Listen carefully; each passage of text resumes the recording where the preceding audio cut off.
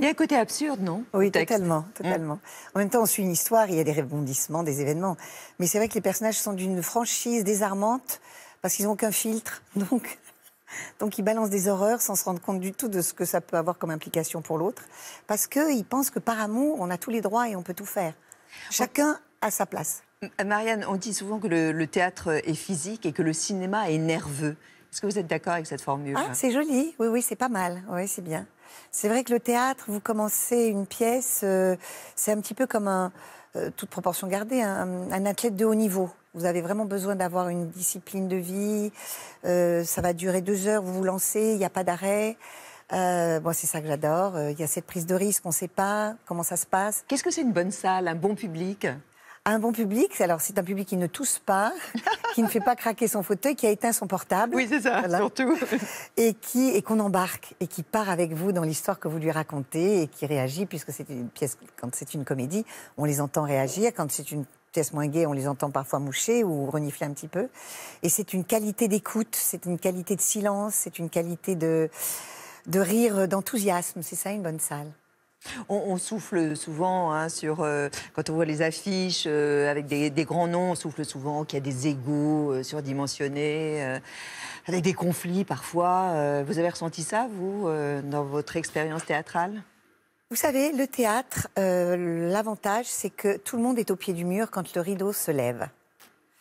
Il faut payer comptant, il faut être présent et il faut donner. Et si vous ne le faites pas, le public le sent tout de suite. Que vous soyez une hyper vedette ou que vous soyez un jeune acteur ou une jeune actrice qui commence, les gens vont tout de suite faire la part des choses et vont tout de suite comprendre. Donc moi, je fais confiance à ça et je trouve que c'est très juste.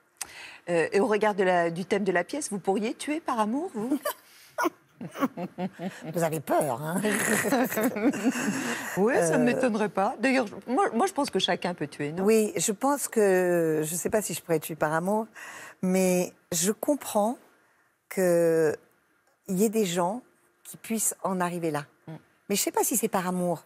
Je pense que c'est un dévoiement de l'amour et que ça devient une forme d'obsession et de fixation. Et je pense que c'est plus... Pour moi, c'est plus ça l'amour.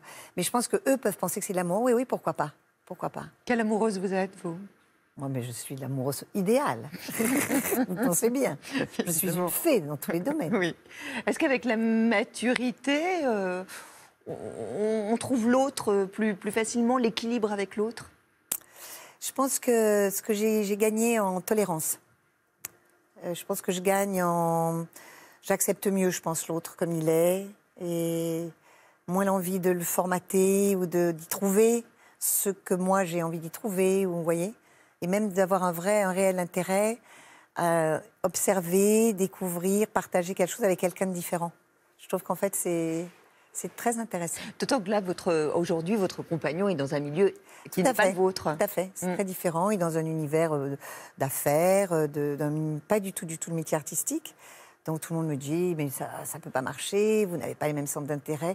Mais justement, je pense que j'ai beaucoup connu et j'ai bien partagé dans ma vie des domaines artistiques. Et là, du coup, ça me fait un vrai changement, une vraie bouffée d'oxygène, un regard qui a beaucoup de fraîcheur, c'est très agréable. Vous aimez quand il y a quelqu'un de votre connaissance, de membre de votre famille qui est dans la salle? Vous aimez bien ça? Alors, je sens... Curieusement, quand il y a quelqu'un qui m'envoie des mauvaises ondes, je le sens.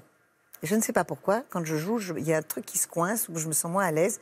Et ça veut dire qu'il y a quelqu'un, je ne saurais pas vous l'expliquer, hein, mais qui n'est pas forcément avec lequel je me sens le plus à l'aise. Qui est malveillant? Oui, ou trop critique, ou je ne sais pas, ou qui m'intimide beaucoup. Il peut y avoir ça aussi. Vous pouvez être intimidé, vous? Ah oui, beaucoup. Oui, beaucoup. Oui. Et par qui? Je ne sais pas, il y a des gens qui m'intimident, des gens qui ont beaucoup de talent m'intimident. Les gens qui ont fait des choses dans leur vie que je trouve pas forcément connues, mais que j'admire, que je respecte, peuvent m'intimider. Oui, je suis intimidable. Et j'aime bien, oui, quand il y a des gens qui m'aiment dans la salle, ça me donne des ailes. C'est vrai. Votre fille, elle vient vous voir? Elle est groupie de vous ou pas? Non, pas du tout. Ma fille, elle vit sa vie, elle est au bout du monde. Son métier l'emmène dans des pays. Voilà, elle travaille dans l'humanitaire, elle va dans des pays très lointains, très difficiles. Elle vous impressionne?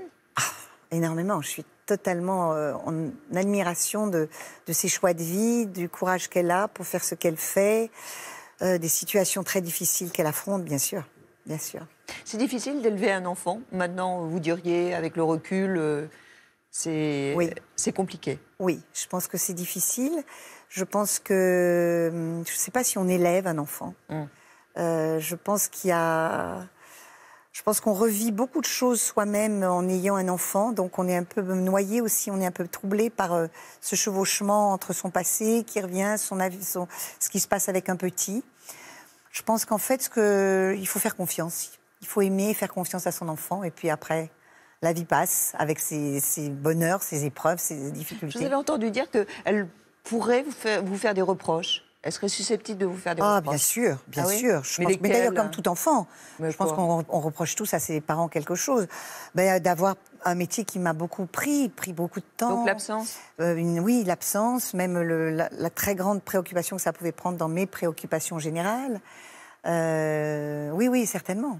Mais vous savez, quand je disais que moi j'avais le sentiment que ma mère n'était pas là, ma mère était mère au foyer, elle était là presque tout le temps, je me souviens de quoi, des fois où elle n'était pas là.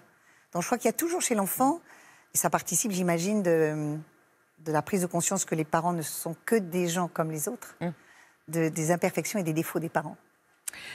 Après ce tête-à-tête, Marianne Chazelle, je vous propose un dos à dos. Qu'est-ce que vous en pensez? Eh bien, tonton, tonton.